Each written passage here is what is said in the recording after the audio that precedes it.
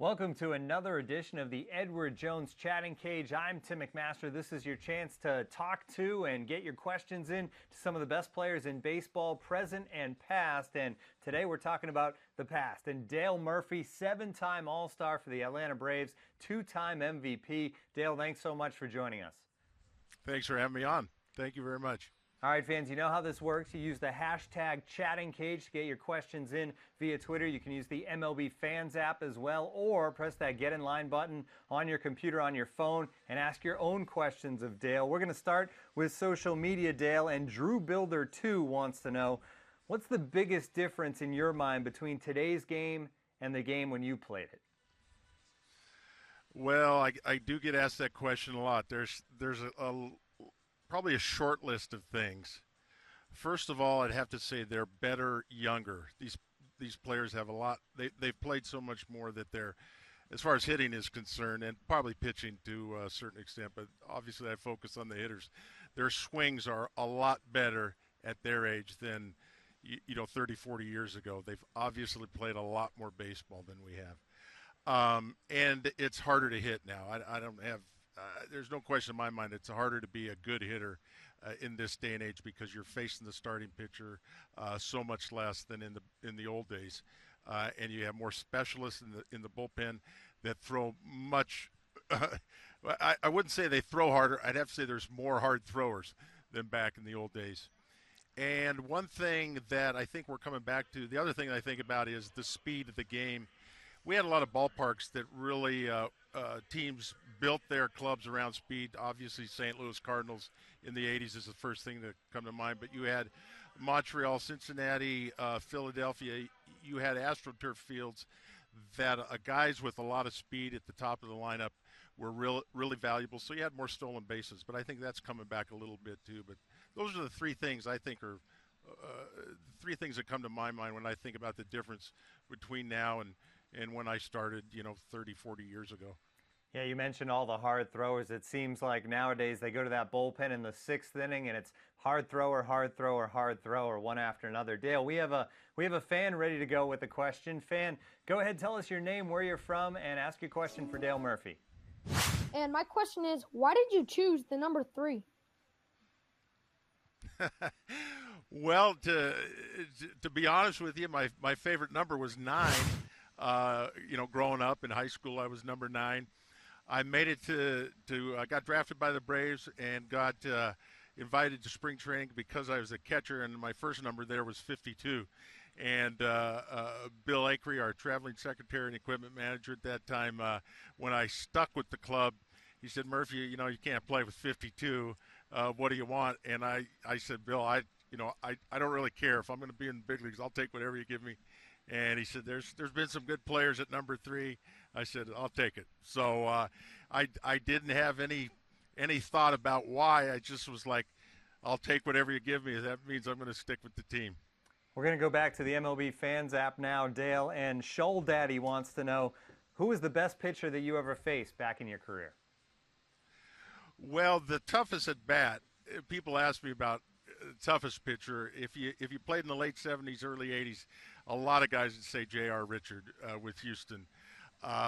He was very intimidating, 6'8" at least, or 6'9", just a tad wild, hard slider, hard fastball. Toughest, most challenging pitchers weren't necessarily the guys that threw the hardest, obviously, but that I just never really felt like I had a read on. And those are guys like Oral Hershiser, Greg Maddux, and I'm sure there's some other guys I could think of. But Hershiser and Maddux are the first guys that come to mind for me that I never felt very comfortable off. When I got a hit off them, I felt like it was a big accomplishment. Yeah, I think that was true of just about all the hitters back in those guys' careers, Dale. I faced Hershiser. I think 2 games in the middle of his whatever that scoreless inning streak was he had, and it was not a lot of fun. Yeah, back in '88, I think, right, when they went all the way to the World Series with Oral. So we're going to go back to social real quick here and the MLB Fans app. And Dale, Chai Cubby wants to know, what do you think of bat flips? Do you like them or not like them? I'm sorry. What do I think of? What do you think of bat flips? Oh, bat flips. Yeah. I came up in another era where if you did anything, I mean, to put it in perspective, I can remember giving a high five at home plate and really being very uncomfortable in my next at bat. So, and when I first came up, high five wasn't even invented. But when it started, I thought it was really too much of a show. So that's kind of where I grew up. But now, I've been on social media saying I agree with Bryce Harper. Let's have some fun. Show a little bit more of your personality out there. I'm fine with it. Obviously, there is a line that gets crossed, and everybody kind of knows where it is. But I'm good with it. Obviously, if I was a opposing pitcher, I may not be. But I think the game of baseball needs personality. We need more young eyeballs on their phones looking at highlights or on the TV screen. So we need to show some personality. I'm not opposed to that. I like a little more personality. Now, I wasn't like that, but it's a different era. I think Joe Posnanski said it best, is this young generation wants to write their own set of unwritten rules. Yeah, that's a good way of putting it. And we talked earlier about how the game has changed, and that is one big way, is the way, Jose Bautista in the playoffs last year with a huge bat flip. We see it all the time. David Ortiz does it. Some of the best players in the game do it, and hey, they get away with it. It is fun, and you're right. The fans certainly do love it. We're going to stick to social media now, and Dale Balder the Brave wants to know, what was the best thing about playing for the Braves? Well, a whole bunch of things come to mind. I think, anybody that gets a chance to play, it's always kind of the friends you make and the teammates you have. I don't know. I have to say, I played in Atlanta Fulton County Stadium, which is now a parking lot out there somewhere. And so the first thing that comes to mind is I was lucky I played in Atlanta Fulton County Stadium, because this place Turner Field's a little too big for me. We were really lucky back in the 80s with Ted Turner and TBS. I run across people all the time when I travel throughout the country. And that following we had in the 80s when Braves got on cable TV, and it was us and the Cubs, and it was really a kind of a new thing. It was a big thrill, and we made a lot of fans around the country. And no matter where I go, people say we watched you every day. We're big Braves fans. So that was a fun thing to be a part of the Braves in the 80s. Yeah, it really became kind of America's team, like you said, along with the Cubs, because available all over the country. And funny you mentioned Fulton County. Next year, it's another ballpark the Braves will be moving into. Dale, we have another fan ready to go here. Fan, just go ahead, tell us your name, where you're from, and ask your question for Dale Murphy. All right. Hi, I'm Noah from Rochester, Michigan. And I was wondering what you thought of the Braves' future, like the future of the Braves. Well, I'll tell you, they are working like crazy. If you follow the Braves, they've had a couple really good drafts, and they made a lot of trades, a lot of movement. And I think it's going to be sooner rather than later that they're going to be right back in the thick of things. They've committed to spend more on free agents and things like that. Got the new ballpark, like you mentioned. SunTrust Park is going to be a lot of fun, a lot of excitement. So I've seen some of the kids in the minor leagues, and yeah, they're young, but the future looks really good. They obviously, which most teams need to do, you got to have things built around pitching, and that's what they're trying to do, and just stockpile a whole bunch of pitchers down there, mix in a few hitters and some defense, and it's a good winning formula. Dale, our next question kind of spins right off of that one. It's our EDJ question of the day, and today it is, what do you think of the Braves rebuild? And more importantly, who are some of the young players coming up through the system that you really like? Well, there's a kid in Rome, low A, Austin Riley, really good-looking third baseman. There's a lot of pitchers. I think this draft, this last draft, is pretty exciting. Anderson, Muller, and Wentz were their first three picks. really good-looking young high school pitchers, and it might be a couple years away, but got all the tools. And of course, Dansby just got called up. We're really excited about him, and the other guy everybody mentions waiting for him to get here, but he still can't believe how young he is. He's only 19. Is Ozzie Albies at second. Those are some of the names that come to mind, and there's some other guys that you got to follow the Braves really closely to know about, but those are the first names that come to mind. But they got some good young talent coming up. Yeah, and you mentioned Swanson and Albies, and there's your double play combination for years to come, it seems like. Let's go back to social media now, Dale, and Sam Gree wants to know, what was the most memorable game that you ever played in? Well, I only won one division, and so I didn't get a chance to a lot of memorable games in the postseason or anything. The 82 season was a lot of fun. We won our first 13 games, so that was a big thrill.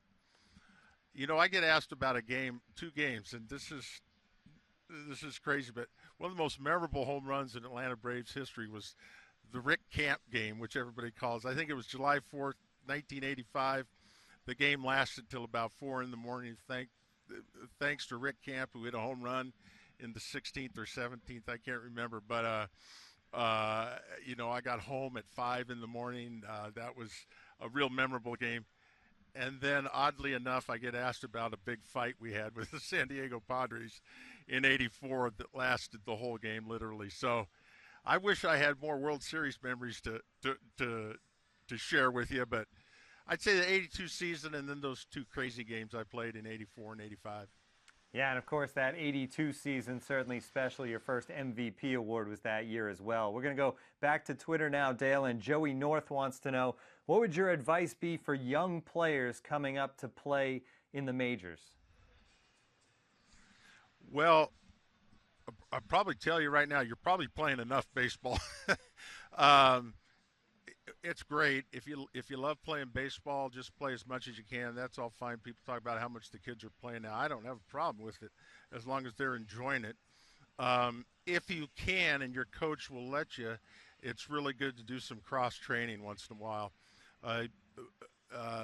Andrelton Simmons comes to mind as one of the best shortstops I've ever seen, and he credits it with growing up playing soccer as well. So I think there's some good things about getting involved in other sports in some capacity. Obviously, you can concentrate on baseball. That's a great thing. And just keep working at it. You'll never, no matter how good you are, you're never going to stop working and trying to improve. So listen to your coaches, take care of yourself, and most importantly, I think, make sure you do things the right way. You don't need performance-enhancing drugs to be a Major League Baseball player. Don't fall into that trap. You can do it with good training, good coaching, taking care of yourself, and a good attitude. That's the key. Yeah, and you mentioned playing other sports, and you hear that from everybody in baseball, really, from front offices to players, just how valuable that is. Play some basketball in the winter, play some football. We have another fan ready to go now, Dan. Fan, just go ahead, tell us your name, where you're from, and go ahead with your question. Mike Gonzalez from New York. My question is, if not a baseball player, what career path would you have taken? I don't know if you heard that, Dale. Yeah, I think I did. What career path would I have taken? Yep. That is a real good question. Growing up, I was lucky to have coaches that I really looked up to, and PE teachers. So I probably would have been a coach or a PE teacher because, that's all I knew. I mean, I don't know. That's the only thing I can think of. I was lucky I got drafted and I didn't have to make a decision, but I probably would have been involved in sports in some capacity on the coaching side. All right, Dale, outstanding stuff, and it certainly worked out for you in baseball, so no worries about what it could have been for sure. That's going to do it here for the Edward Jones Chatting Cage. Dale, thanks so much for taking some time.